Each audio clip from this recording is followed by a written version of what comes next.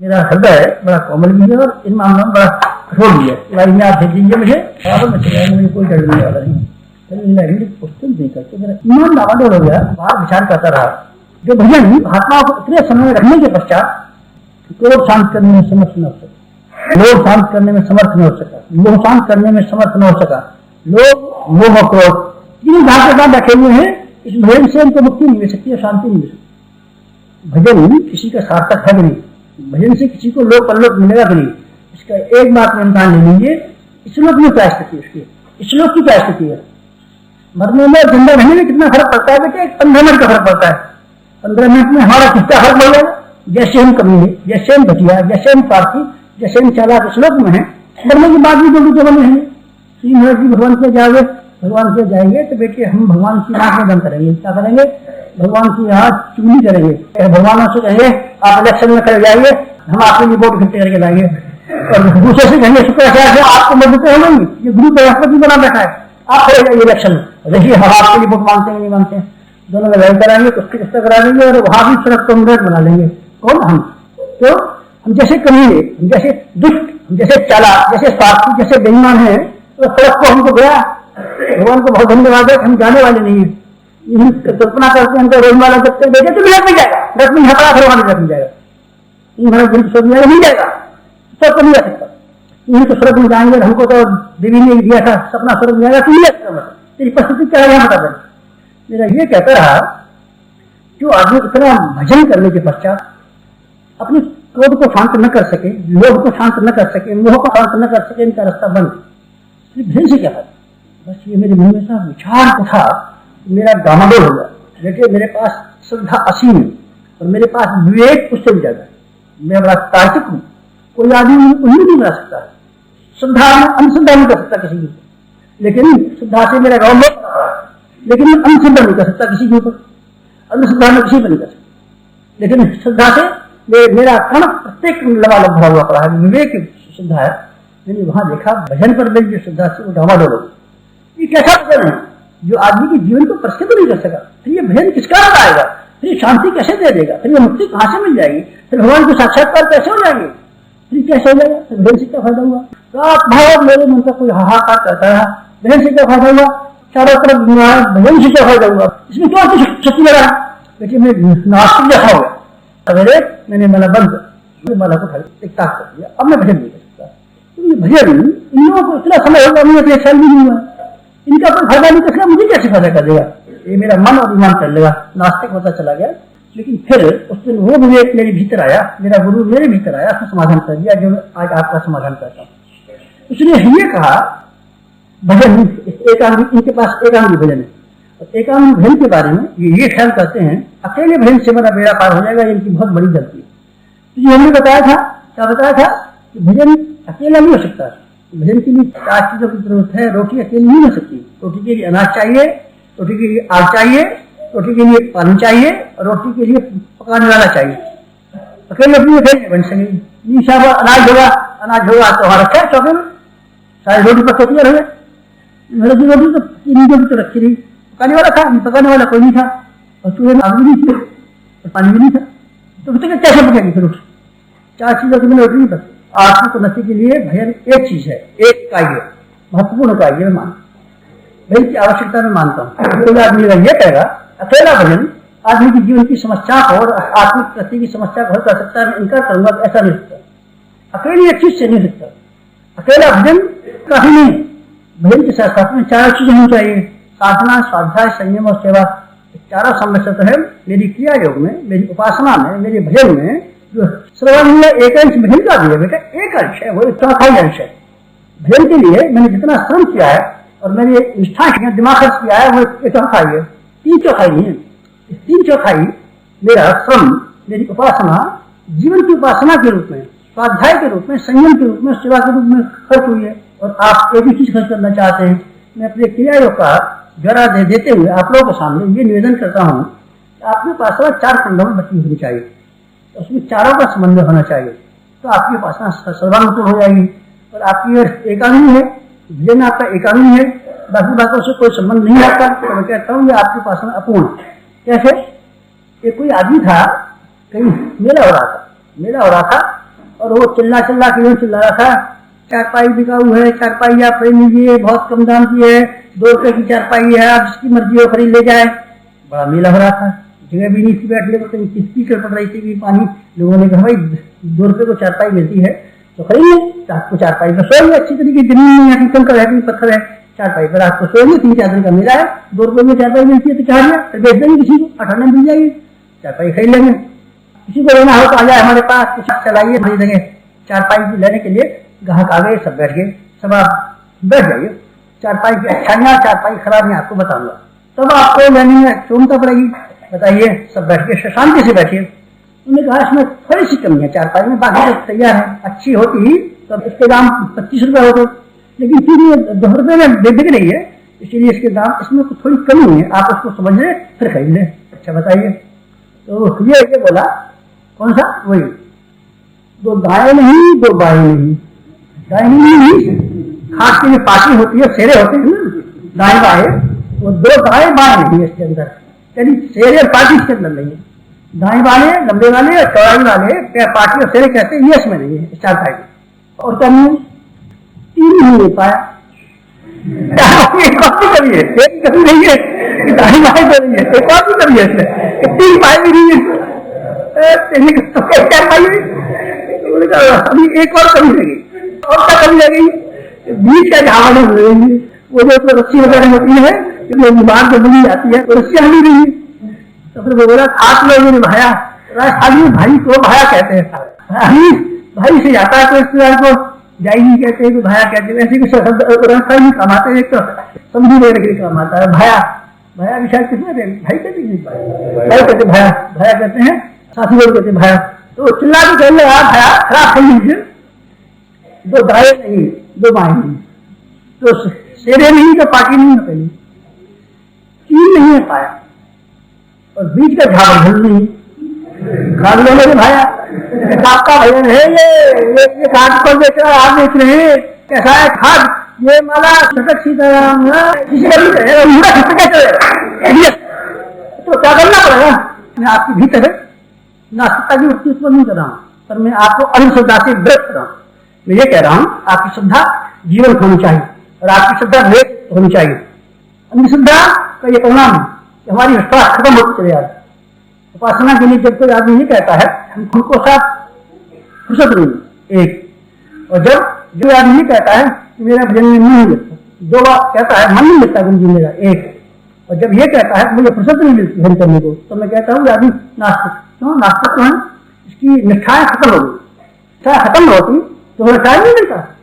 Time पान की दुकान चलाने के लिए सवेरे 5:30 बजे से पैसेंजर आता है, तब कोका कोला बेचने के लिए, चाय को बेचने के लिए 5:30 बजे दुकान खोल लेते हैं, स्टेशन के पास दुकान है, और रात को 12:30 बजे सेकंड शो जो खत्म होता है सिनेमा का, तो उस वक्त जो हाथ निकालते हैं वो पासिंग शो की सिगरेट मांगते आते हैं, पान मांगते आते हैं, उनको पासिंग शो की सिगरेट और पान देने के लिए हम रात को 12:30 बजे तक दुकान खोले बैठे रहते हैं, सवेरे 5 बजे शुरू कर देते हैं। टाइम है कि नहीं, साफ टाइम नहीं होगा तो बाल बच्चों को कैसे खिलाएंगे, मकान भी इसी में से बना दिया है, ये दुकान में ये जिंदा रखती है, दुकान को कैसे नहीं खोलेंगे, टाइम है कि नहीं, टाइम तो है भजन में, टाइम नहीं। तो हमारा ईमान और हमारा भगवान ये कहता है जितने भी भजन करने वाले हैं इसकी हम शक्ल देखते हैं, सोच देखते हैं, इनके चेहरे पर तेज, इनके चेहरे पर चमक, इनके अंदर कोई विवेक है, न कोई बर्तक है, न कोई गौरव है। इतने आदमी जो लाखों आदमी हमको दिखाई पड़ते हैं, इनके अंदर कुछ भी नहीं है, तो हमको कैसे मिल जाएगा।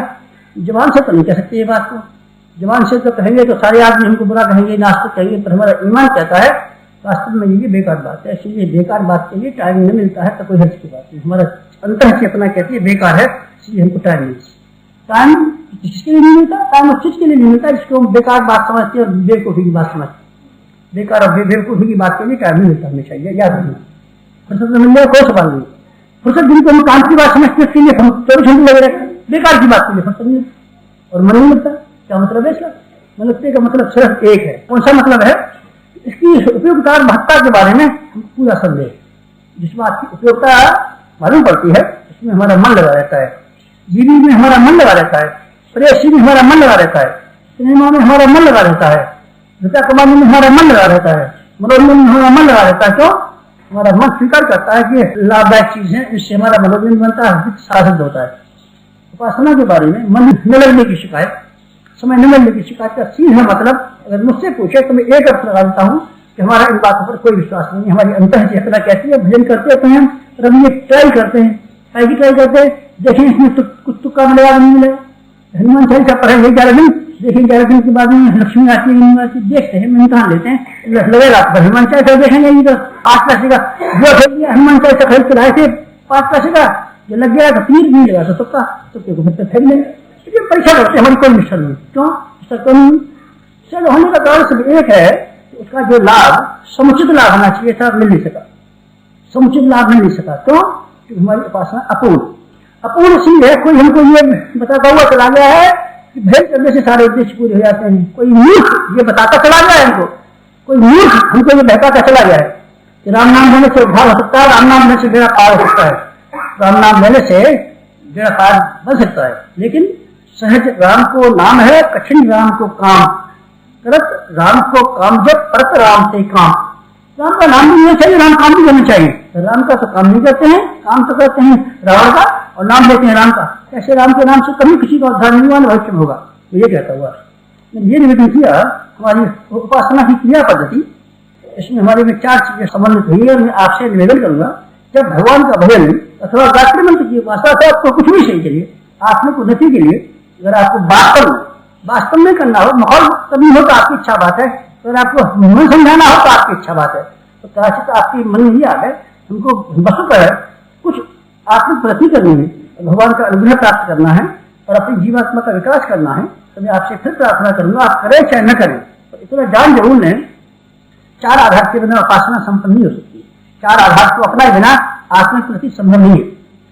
कौन कौन से 4 बेटे हमने बताया कि साधना, स्वाध्याय, संयम और सेवा। पहली उपासना को मैं बताता हूँ साधना। साधना किसे कहते हैं? साधना कहते हैं देखिए अपने आप को भगवान के अनुरूप साध लेना। इसको साध लेना अपने आप को। तो जब हम तो इस वजह से कि भगवान को अपने अनुरूप साध लेना क्या कर दिया, हम तो ये समझ लेते हैं कि देवी ही संतोषी माता को हम इस तरह से बना दें कि हमारी ये सवारी के काम आ सके और हमारी मर्जी की पूजा भी चला कर। ऐसे मत कह रहा है, कभी सुन लेगी संतोषी माता तो तेरे कान फाड़ ले जाएगी।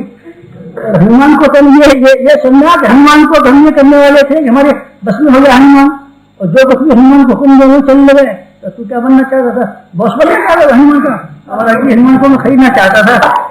चलना हनुमान को भी आ गया सवा से मारेगा, कहीं पूछ होकर सारा कचूमर निकाल लेगा। ऐसे मत करना गलती। तो महाराज जी ही अंदाजा लगा था कि देवी दुर्गा का मैं पाठ करूंगा और देवी दुर्गा मेरे यहाँ जैसे झाड़ू लगाने वाली नौकरानी काम करती है वैसी काम किया करेगी। चौका बर्तन वाले की तरीके से देवी का पाठ कर दिया करूंगा, देवी मेरे पास आ जाएगी। देवी कैसे काम देवी क्या बता दिया कर। अरे पंडित मरा नहीं है, पंडित आता पंडित ही कह रहा था, मैं कह रहा था पंडित कौन सा पंडित है नाम बता, इसके कारण पाऊंगा पंडित। पंडित ने कह दिया था कि देवी का पाठ कर लो, देवी तुम्हारा काम आ जाएगी, फिर देवी चारों काम करेगी। हनुमान चालीसा पढ़ लो, हनुमान तुम्हारा गुलाब हो जाएगा, बस जो हुक्म दोगे सब काम करेगा। जिसके पास भेज दोगे उठा के ला पहाड़, बस फिर तुम ये कह रहा था पंडित कि वो जब पहाड़ ढाला है हनुमान, तो तू रात को ये हुक्म देना कि मेरे पड़ोसी की लोहे की तियोरी ढला, पड़ोसी की लोहे की तियोरी इसमें 100 जेब में रखा हुआ है, झोले में रखा हुआ है। हनुमान जाएगा और मसक समान रूप का धरी उसके जंगले में होकर के चुपचाप चला जाएगा, तियोरी को बल में जाकर के खर्चे घर में ला के खड़ेगा। ये हाँ महाराज जी में तो सीधा भाई रहता हूँ, है करूंगा सब देवी देवताओं को बस में करूंगा, सबको करूंगा, नंबर की हुक्म कराऊंगा, सबसे मनोकामना पूरी कराऊंगा। मनोकामना पूरी कराएगा तू क्या समझता है हनुमान को? मैं समझता हूँ उसका बॉय, किसका बॉय समझता है? उत्तर का बॉय समझता हूँ। ऐसा होटल के बड़े को टिप क्या होती है?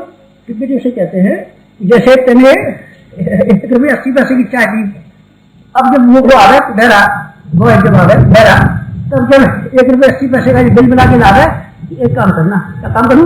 2 रुपये लग देना और उससे मांगना, 20 पैसे मत मांगना। तो 20 पैसे जो मांगो 20 पैसे जो है टिप है। तो टिप क्या होती है? टिप ये होती है कि ये टिप दिया करेगा तो फिर एक गर्म काफी लाके दिया करेगा, जल्दी लाके दिया करेगा, तो टिप नहीं देगा दोबारा आ जाएगा तो बस उसको नुकसान हुआ तो मालिक का होगा तो ठंडी चाह जाएगा। अरे भाई ठंडी है, अच्छा सर रूप कर दिया, एक बार ला देता हूँ, दूसरा कपड़ा के धर दिया, 80 पैसे की वो हो गई, 80 पैसे की आ गई, ले ठुक गई चेन, तो बीच में मांग लिया। क्या होता है, टिप बिना काम नहीं करता। टिप दे करके बैरे को हम काम करा लेते हैं, और टिप दे करके हनुमान से काम कराना चाहिए। हनुमान माने बैरा बॉय, चलो लड्डू खा करके खा रहा है, लड्डू बैठा बैठा खाता ले बेटा, तेरी अकल ठिकाने पे मुँह ले, सारा काम सारा कलियों को खाते ले, मेरी हिम्मत तेरे हाथ में से निकाल दूंगा, ऐसे हाथ में निकालेंगे तेरे मुँह से निकाल के करवा लूंगा, तो खाई कैसे मेरी हिम्मत थी, खाई खा लीजिए मेरा चंदन, ना मेरी मनोकामना करनी। मित्रों क्या करना पड़ेगा आपको, अध्यात्मिकता की उपासना स्तर को समझना पड़ेगा। उपासना किसे कहते हैं, आप यहाँ से परिभाषा शुरू की, धैर्य पीछे करना, ठहरिए। अब धैर्य करने से पहले धैर्य की साइंस और धैर्य के रस हो जाएंगे। पहले करने के लिए व्यापक समझ दिखाइए, हम करने को बताइए, गुरु जी बेटा हम करने को बता देंगे, तू भागा नहीं जाता, हम भागा नहीं जाते। करने से पहले उसकी फिलॉसफी समझ, क्रिया से पहले फिलॉसफी समझानी पड़ती है। ऑपरेशन के लिए जल्दी करने की जरूरत नहीं है आपको। गुरु जी मैंने तो देखा था आपका ऑपरेशन करने में कुछ भी नहीं, क्या होता है, आँख का ऑपरेशन करने से एक आदमी को मैं देखा, डॉक्टर को मोतियाबिंद जो है वो उसकी आँख के ऊपर झिल्ली होती है, इसलिए ये बॉल है, झिल्ली जो है इसको नोक से पकड़ता है, झिल्ली को फाड़ के फेंक देता है, खत्म मोतियाबिंद अच्छा हो जाता है। मैंने जो देखा था कुछ भी नहीं है, गुरु जी मैं इनका बता दूंगा कैसे करेगा। ये देखिए चिमटी और ये इसका चाकू, खर्च मोतियाबिंद का ऑपरेशन कर दूंगा, झिल्ली को फाड़ के फेंक दूंगा, आँख अच्छी हो जाएगी। बेटे ऐसे मत करना, गलती नहीं थी, मारा जाएगा बुरी तरीके से, इसकी फोड़ दूंगा, आँख ऐसी चलाया बेटे। क्रिया से पहले फिलॉसफी समझ, आँख क्या हो सकती है, बॉल क्या है, और ये मोतियाबिंद किसे कहते हैं, पानी क्यों आ जाता है, और देख एनाटॉमी पढ़ो, फिजियोलॉजी पर नहीं हुआ जिसमें तुम्हारा टाइम खराब होगा। मेरे तो जल्दी इस बात को करूंगा, अरे करूंगा इससे पहले फिलॉसफी समझ। नहीं महाराज जी मैं तो बिजली का फिटिंग करूंगा, और बिजली का विचार हो गया तो क्या काम करेगा, बिजली का फिटिंग कर दूंगा, ये कर दूंगा। और तो ये मालूम है बिजली किसे कहते हैं, करंट किसे कहते हैं, और उसमें से निगेटिव क्या होता है, पॉजिटिव क्या होता है, ये मालूम नहीं, मुझे नहीं मालूम है। फिटिंग करेगा तो फिटिंग करेगा तू, तो अगर हमसे लोहे के इसमें फिटिंग की बत्ती का लगाना है तो तू तार खुले छोड़ देगा, उसमें से करंट आ जाएगा, करंट आकर के सब में लड़कियों से घूमता सब जितने भी 4 साल बैठे हुए सब करंट पकड़ लेगा, सब मर जाएंगे। महाराज जी मैं करूँगा, करना मत करिए।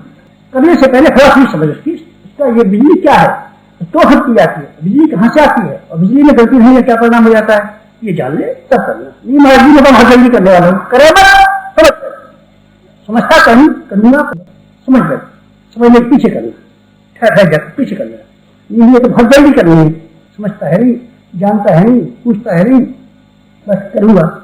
मतलब उपासना करने से पहले उपासना के सिद्धांत, उपासना के स्वरूप को हमको जानना चाहिए। उपासना के सिद्धांत और उपासना का स्वरूप समझने की मैंने कोशिश की और समझने की कोशिश की, ताकि मेरी उपासना सार्थक और सफल होती चली गई। इस तरीके से समझने की कोशिश की। उपासना शब्द का क्या अर्थ होता है, उपासना का अर्थ होता है अपनीस पास, अपनीस बैठ जाना, पास बैठ जाना। पास बैठ जाने का स्वरूप क्या हो सकता है, पास बैठने का स्वरूप बेटे ये है कि हम किसी सामर्थ्यवान चीज के जब पास बैठते हैं उनकी विशेषताएं हमारे भीतर आना शुरू हो जाती है। जब हम सूरज की रोशनी में बैठते हैं पास में में, तो सूरज की गर्मी हमारे भीतर आना शुरू कर देती है। आग के नजदीक जब हम बैठते हैं, आग से हमारी ठंडक दूर होने लगती है, आग से हमारे गीले कपड़े सूखने लगते हैं। आग पास बैठने का मतलब यह है आग की गर्मी को अपने जीवन में ग्रहण करना। बर्फ के जब हम पास बैठते हैं, बर्फ खाने में चले जाते हैं, बर्फ को हाथ को हम जब छूते हैं, हाथ में पकड़ते हैं, तो बर्फ से हमारा हाथ ठंडा हो जाता है, हम ठंडे हाथ से ठंडक अनुभव करते हैं बर्फ के पास जाकर के। चंदन के बारे में मैंने सुना है, चंदन के पास बैठ करके, चंदन के पास जब बैठ जाते हैं तो उनके पास झाड़ियाँ झुमकार जो उगे होते हैं, वो सारे के सारे चंदन के पास उगे हुए झाड़ियों झुमकार उसी तरह के हो जाते हैं। फूल के नीचे जो मिट्टी बड़ी होती है, फूल जब मिट्टी पर गिरते रहते हैं, मिट्टी सुगंधित हो जाती है। जब पानी जब बरसता है तो मिट्टी गीली हो जाती है। क्या मतलब पास बैठने की बात में कहता हूँ, उपासना क्या हो सकती है, उपासना वो हो सकती है जिसमें कि जिस सामर्थ्यवान वस्तु के पास हम जाए या बैठे उसकी विशेषताएं हमारे जीवन में आए, उसकी विशेषता को ध्यान करने का मतलब पास बैठना हो सकता। अगर उसकी विशेषता हमारे भीतर ना था तो बेटे फिर पास बैठना नहीं हो सका, उपासना न हो सकी। भगवान की विशेषताएं, भगवान की महानताएं अगर हमारे जीवन में आए तो समझना चाहिए उपासना आपकी साथ और उपासना आपकी सही। अगर भगवान की कोई विशेषता आपके भीतर नहीं आ रही है, कोई विशेषता आपके पास नहीं आ रही है, तो हम ये कहेंगे आप भगवान के पास बैठने की कोशिश भले करते हो, आप वास्तव में भगवान के पास बैठ नहीं सकते। अपने पास भगवान को बैठाने की कोशिश कर रहे हैं, जैसे आप हैं वैसा बन जाए भगवान हमारा। हम तो यही कोशिश कर रहे थे, बेटे ऐसा नहीं हो सकता। नाला ये कोशिश नहीं करता कि नदी हमारे जैसी हो जाए। नाला ये कोशिश करता है पास बैठने के बाद हम जैसे भी जमते हैं तो है, लेकिन हम नदी जैसे हो जाए। नदी जैसे बनने की कोशिश करता है, छूटा कर रहा था, मैं तो ये कर रहा था कि जैसा मैं गंदा हूँ वैसा भगवान हो जाए। बेटे भगवान वैसा गंदा नहीं हो सकता, हमारी मर्जी जैसी है वही मर्जी भगवान की हो जाएगी। बेटे ये नहीं है, ये गलती है तेरी।